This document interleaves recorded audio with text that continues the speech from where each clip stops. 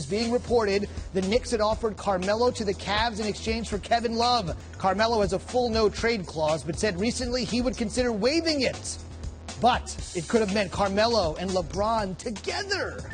So guys, I'm sure you guys have all heard the news and speculations, and even though this trade did get shut down, it kind of, got me thinking, really, what would happen in that scenario if Melo did get traded for Kevin Love, and they played the rest of the season together. And honestly, I feel like if that scenario did happen, I think they would head back to the finals. At least this is my opinion.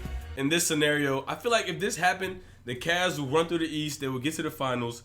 Yes, and of course, if the Warriors ran through the West and got to the finals, this would be the matchup. But honestly, if you talk about just basketball-wise, how this would add up, I think the Golden State Warriors would still be at an advantage.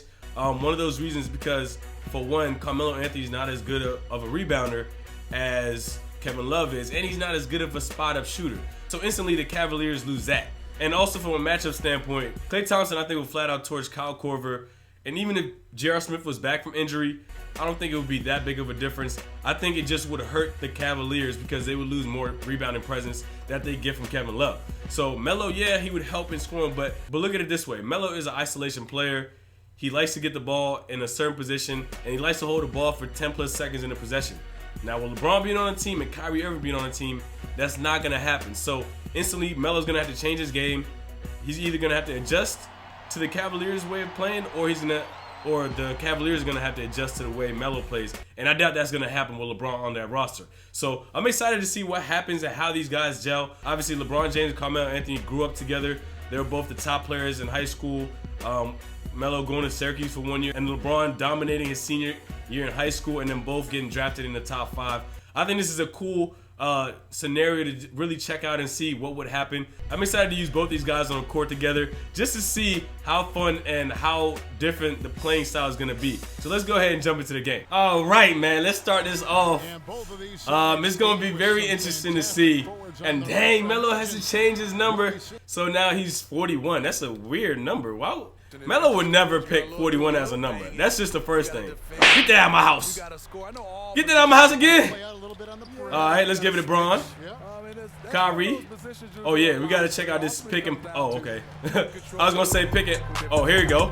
Melo isolation. This is what I was talking about. Draymond is a great defender, man. He doesn't get enough credit for how good he is on defense, but Melo is a scorer.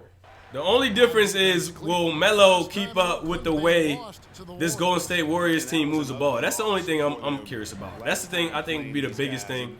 Now, obviously, this trade did get declined, so it's obviously not going to happen. But, you know what I'm saying? In case, if that scenario ever did happen, that's just how I feel about it. That's what I think would happen. Melo is not a spot-up shooter, bro. He is a rhythm shooter.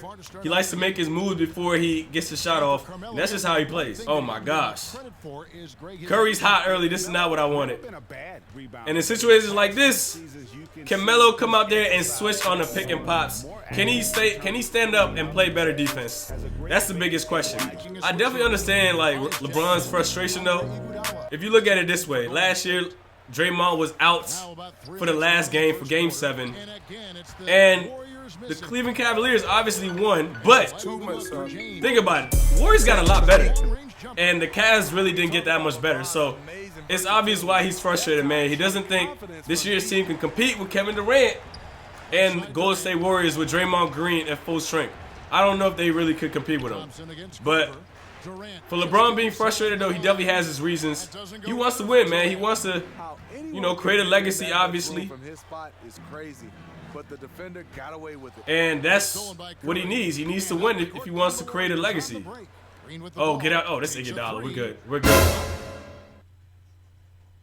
The one thing that would really make this scenario, I feel like will make it a cool scenario, though, is the fact that when LeBron's on the bench, you can easily play Melo and Kyrie together, or Melo by himself, and you're going to get points. You're going to get baskets.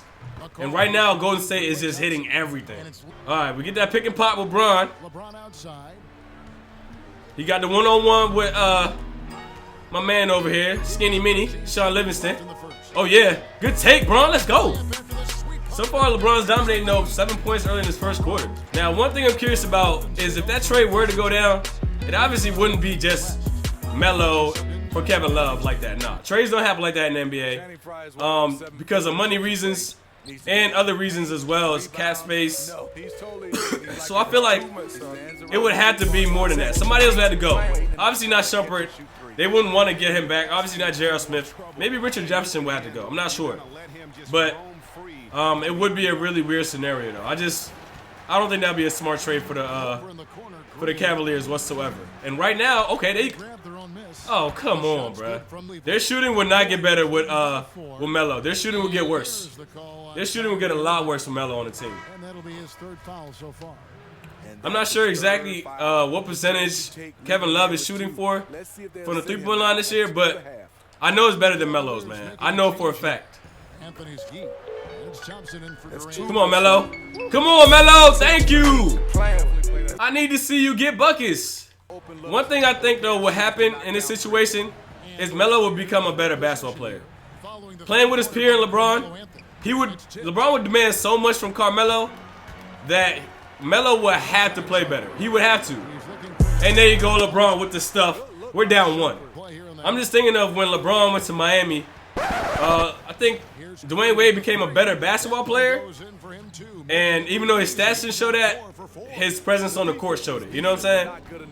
So that's one thing I think LeBron does is he makes the people around him better. Melo, come on, fired up. Let's go. I see you, Melo. Let's get it. I feel like Melo would definitely change the way he plays, though. He would change the way he plays the game for sure. He would have to. I mean, LeBron's too, like, big of a figure in basketball-wise. Like, he's too big of a presence. So he would definitely change, like, the way Melo plays. And I think that would be really good for Melo. I think that would make him a better basketball player, even at this late in his late stage in his career. But I just don't think the Cavs would be a better team. I don't think so. They'll lose too much of a rebounding presence in Kevin Love, and that's something you can't get back. Oh! All right, come on. Oh, come on, come on. Let's go, y'all. We got this. That's a foul. Oh, what? Somebody ain't gonna get fouled now. Kyle Korver for 3. That's gotta be good. Let's go. Take that lead. That's a 2. All right, push the break. Melo with the shot. Ooh. In situations like this, though, when LeBron and Kyrie out of the game, Melo will be the man. He be the man. Oh, my gosh. All right, Tristan Thompson. Ooh, y'all left the wrong man open. Y'all left the wrong man open. I see you, Kyle Korver. Just like I said, he would get so many looks in this system. Let's get this pick. Let's get this pick. Kyle Korver. One more time. One more time, Kyle Korver. Oh, my gosh. All right, let's get this pick, yo. Oh, Melo. Melo making plays, y'all. Melo is making plays. What has gone into him? LeBron said they need a playmaker. Well, guys, we've seen the Warriors become a Melo! Show off, Melo! Let's go!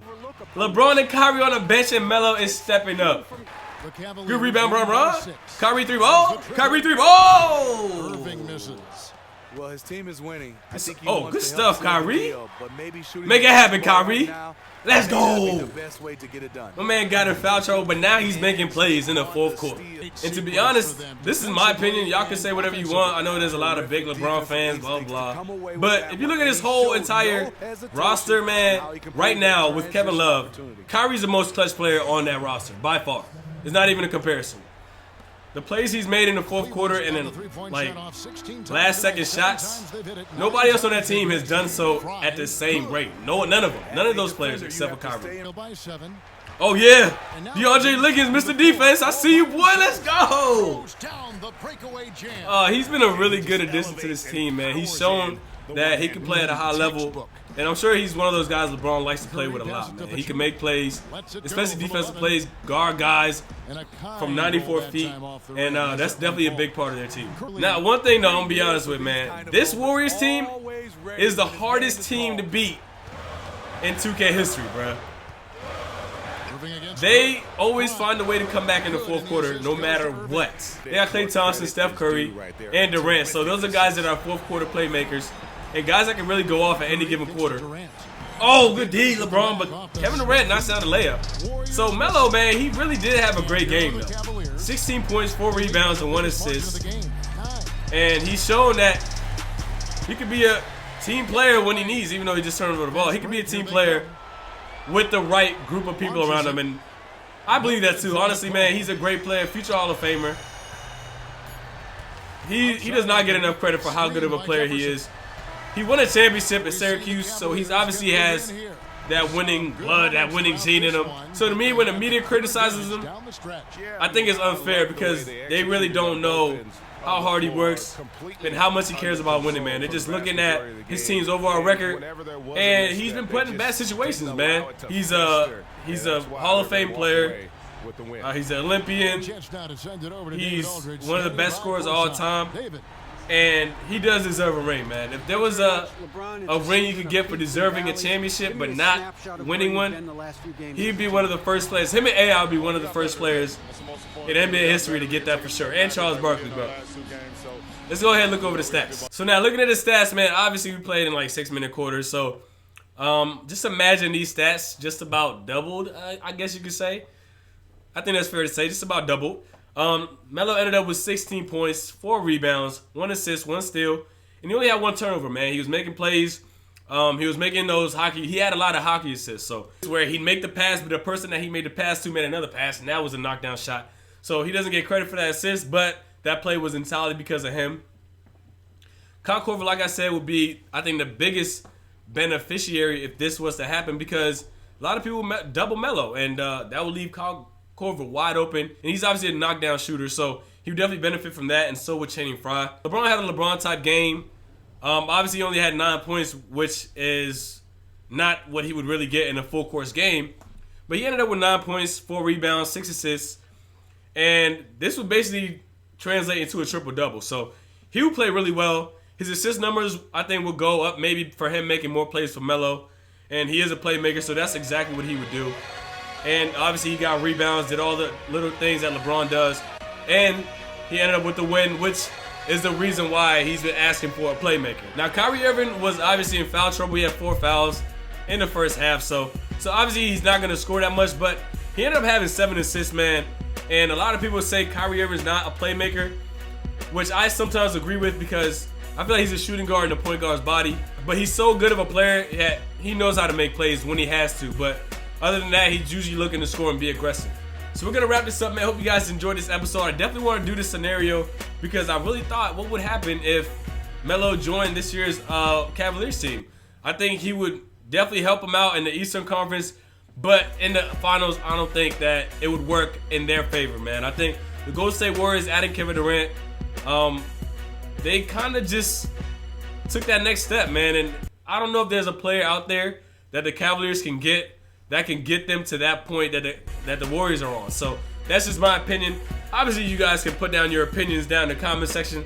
Let me know your thoughts. And this is only the first upload for today. I told you I was going to have another NFL moment, and that's going to be dropping later on today. So be on the lookout for that. Make sure y'all get this video a thumbs up.